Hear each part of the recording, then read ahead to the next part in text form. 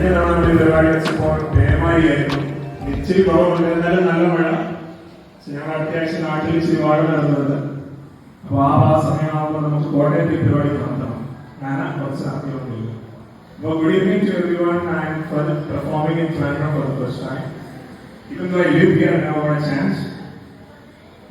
Techies Unplugged, so I guess all of you are techies. No? What are you doing here? I'm just kidding, okay. So you can answer this question, okay? Answer honestly. How many of you are afraid that AI might take up your job? Answer honestly. Show of hands. You are a fairly honest crowd. You guys can raise your hand. What do you do? Huh? PCB design. Please tell me this order. You don't know how to do. What do you do? Good, good. And you? Unemployed. So you are saying. So all of us in IT, okay, including me and the business analysts, are scared that AI might take up our jobs, right? There is one gang of people. I have asked this question to many people. There is one gang of people who are not afraid. Scrum Masters. To take up their job, AI has to first understand what they do, right? So they are saying, any Scrum Masters here, you already buy it. No, you are safe. Good. Look, when the AI hype was in its peak last year, you remember that time, right? So I was watching all these AI conferences by these big tech companies, right? Especially one particular one by Microsoft. So Satya Nadella was speaking. So he was speaking in front of a huge crowd. Apparently his employees and media was there. And he was saying, okay, in the new version of Copilot, powered by ChatGPT, it can develop like a human developer. It can code like a human developer. And these idiots sitting in the front row, they were clapping. Your boss is saying that we have built a technology to replace you. And these highly intelligent people are laughing and cheering. It's really happening? Yeah, it can code like you. It's amazing. And after 6 months, all of them are fired. You heard the news, right? 6,000 people from Microsoft been fired. And all these intelligent people. If it happened in India, if this development was happening in India, I don't think it will be successful.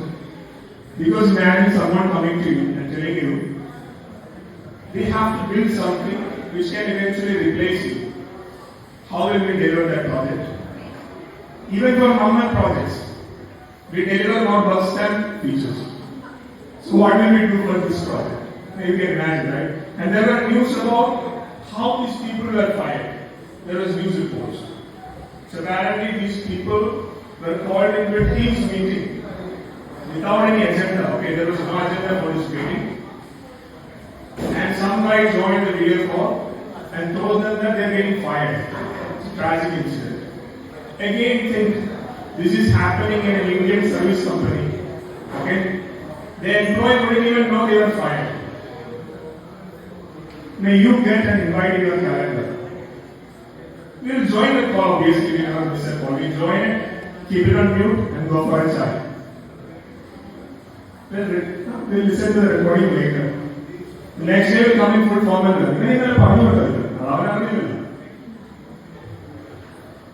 right? And there is another idiot, okay? Have you heard about Builder.ai? There is an app, Builder.ai. Okay, it's owned by an Indian guy. And their offering was, they can build a complete app using AI coding. Okay, that was the ask. And their AI code was called Natasha. So you basically tell Natasha, I want to build something like Swiggy. Natasha will build the code for you.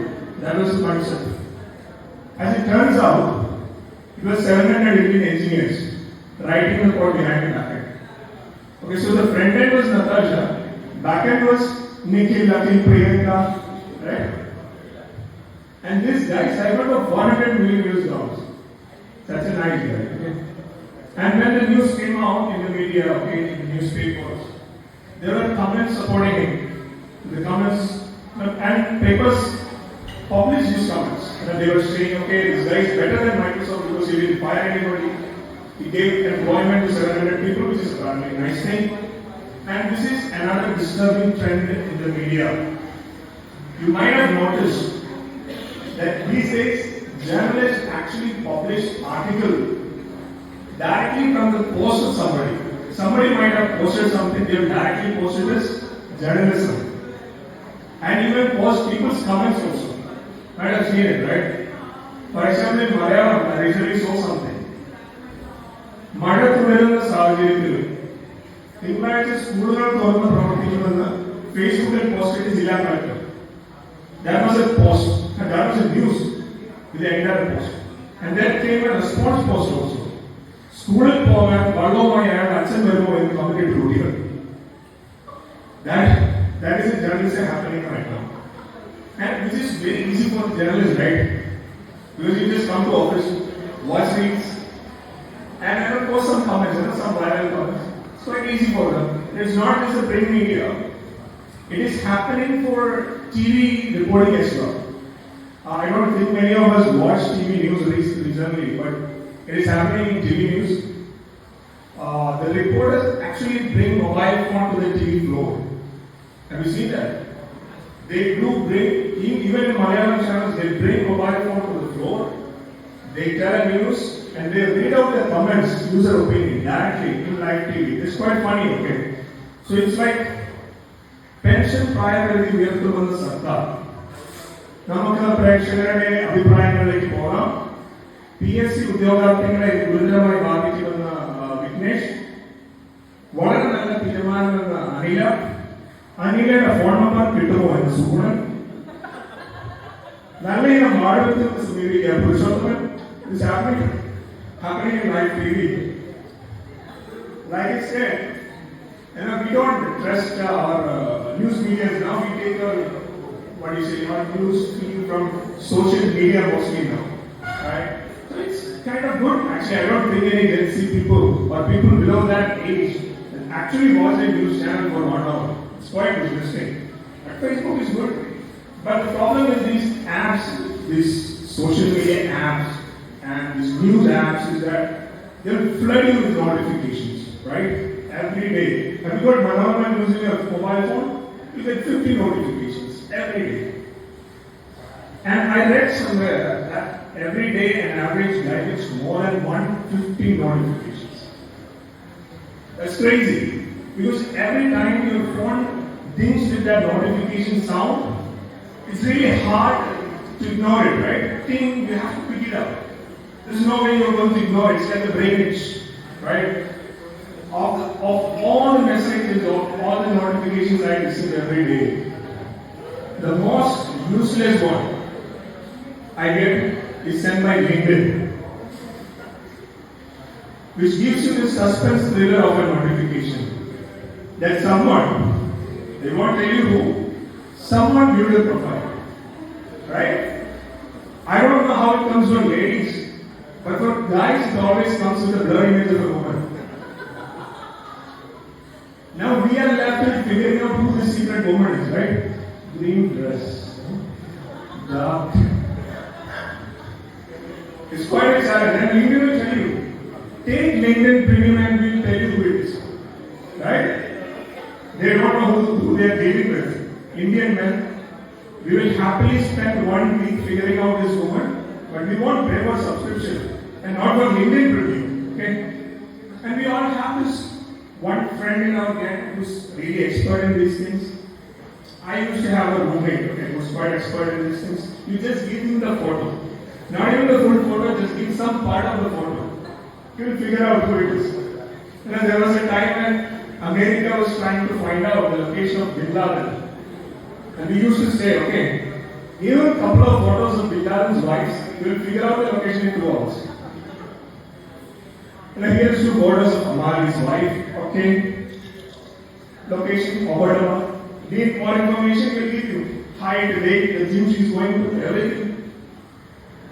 But Again, look, going back to Facebook, it is a nice thing. It's a nostalgia for all of us, especially millennials, not Gen Z guys, because that's where we used to chase women, find out things about details about them. It's happening in Bumble mostly right now. Some other things I don't know, Instagram, Bumble. But there is a fantasy for every man, okay? No matter what generation they are. Guys can probably relate to this. Of all generations, we have this traditional fantasy that some girl, some beautiful girl, will walk up to us and tell us that she's very impressed, she likes us. That's a fantasy we don't have. That is a dangerous one. I will tell you why. Okay, I'll stop with this one. Last week I was traveling from Kochi to Trivandrum. Okay, I was quite tired. I was not sleeping, so I was quite tired, and I entered the railway station. So I saw a beautiful girl. I looked at her naturally, and she was looking at me. And I walked past her, sat down, and looked at her again, and she's still looking at me, which is quite rare. And like I said, I was quite tired, okay? I fell asleep, kind of dozed off, not asleep.